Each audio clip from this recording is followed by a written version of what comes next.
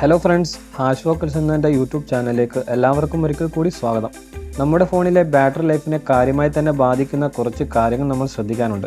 നമ്മളിൽ പലരും അശ്രദ്ധമായി ചെയ്യുന്ന ഈ കാര്യങ്ങൾ നമ്മുടെ ഫോണിലെ ബാറ്ററി ലൈഫ് ഡൗൺ ആയി പോകാൻ കാരണമാവുന്നതാണ്. ഫോണിലെ ബാറ്ററി ലൈഫിന് കൂടുതൽ പ്രശ്നം വരാതിരിക്കാൻ സ്മാർട്ട് ഫോൺ കമ്പനികളും അതുപോലെ പല എക്സ്പേർട്ടുകളും നിർദ്ദേശിച്ച കുറച്ച് കാര്യങ്ങളാണ് ഇന്ന് ഈ വീഡിയോയിലൂടെ ഞാൻ പറയാൻ ഉദ്ദേശിക്കുന്നത്. സോ ഈ വീഡിയോയിൽ പറയുന്ന കാര്യങ്ങൾ എല്ലാവർക്കും യൂസ്ഫുൾ ആയതുകൊണ്ട് തന്നെ ഈ വീഡിയോ സ്കിപ്പ് ചെയ്യാതെ ക്ഷമയോടെ മുഴുവൻ കാണാൻ ശ്രമിക്കുക. അപ്പോൾ നിങ്ങൾ ശ്രദ്ധിക്കേണ്ട ഒന്നാമത്തെ കാര്യം, ചാർജ് ചെയ്യുമ്പോൾ ഒരിക്കലും 100% ചാർജ് ചെയ്യാൻ പാടുള്ളതല്ല. എപ്പോഴും 20 to 80% ഇടയിൽ തന്നെ ചാർജ് നിലനിർത്താൻ വളരെയേറെ ശ്രദ്ധിക്കണം. ദീർഘനേരം ചാർജ് ചെയ്യുന്നത് ഫോണിന് അത്ര നല്ലതല്ല. അതുപോലെ 20% താഴേക്ക് ചാർജ് കുറയാതിരിക്കാനും വളരെയേറെ ശ്രദ്ധിക്കുക. ഇനി രണ്ടാമത്തെ കാര്യം, ഡ്യൂപ്ലിക്കേറ്റ് ചാർജറുകൾ വെച്ച് നിങ്ങൾ ഒരിക്കലും ചാർജ് ചെയ്യാൻ പാടുള്ളതല്ല. നിങ്ങളുടെ പക്കലുള്ള ചാർജർ ഒറിജിനൽ ചാർജർ തന്നെയാണോ എന്ന് ഉറപ്പുവരുത്തിയതിനു ശേഷം മാത്രം ചാർജ് ചെയ്യാൻ വേണ്ടി ശ്രമിക്കുക. ഡ്യൂപ്ലിക്കേറ്റ് അല്ലാത്ത ഏത് ചാർജർ ഉപയോഗിച്ചും ചാർജ് ചെയ്യാമെങ്കിലും നിങ്ങളുടെ ഫോണിനൊപ്പം നൽകുന്ന ചാർജർ കൊണ്ട് തന്നെ ചെയ്യുന്നതാകും ഏറ്റവും ഉത്തമം.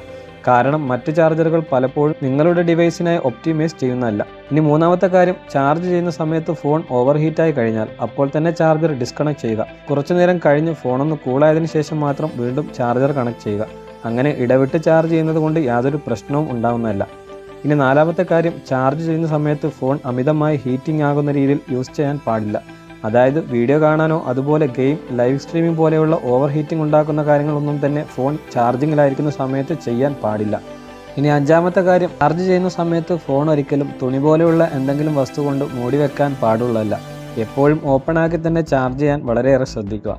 അതുപോലെ ഫോൺ അമിതമായ ചൂടുള്ള സ്ഥലത്ത് വെച്ചോ ഡയറക്റ്റ് സൂര്യപ്രകാശം തട്ടുന്ന സ്ഥലത്ത് വെച്ചോ ഒന്നും ചാർജ് ചെയ്യാൻ ശ്രമിക്കരുത്. ഈ പറഞ്ഞ കാരണങ്ങൾ കൊണ്ടൊക്കെ ഫോൺ ഓവർ ഹീറ്റ് ആകാനും അതുവഴി ബാറ്ററി സമ്മർദ്ദം വർദ്ധിച്ചു ബാറ്ററി ലൈഫ് ഇല്ലാതാകാനും സാധ്യത കൂടുതലാണ്.